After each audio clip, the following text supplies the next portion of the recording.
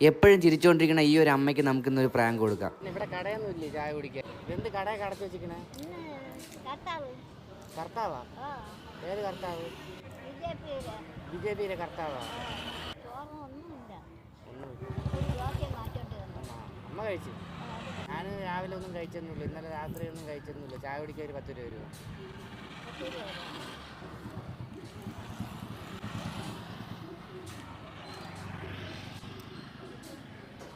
ചോദിച്ചപ്പോഴേക്കും തന്നാ? ബാങ്കാ ഇത്? അല്ല, ഇവിടെ ഇരിക്കുമ്പോൾ എന്റെ പേര് മുട്ട. മുട്ട ആരെങ്കിലും പേരിടുവോ? മുട്ട എന്ന് പറഞ്ഞാലേ എല്ലാവർക്കും അറിയാമല്ലോ. എന്റെ അമ്മ അച്ഛൻ ഇട്ടത് മുട്ട എന്നാണ്. മുട്ടാണ്. അതാണ് എന്നെ മുട്ടയെന്ന് വിളിക്കുന്നത്. എന്റെ 3 മക്കൾ മരിച്ചു, ഭർത്താവും മരിച്ചു, എന്റെ അമ്മ മരിച്ചു, എന്റെ അച്ഛൻ മരിച്ചു. ഇനി ആരുമില്ല.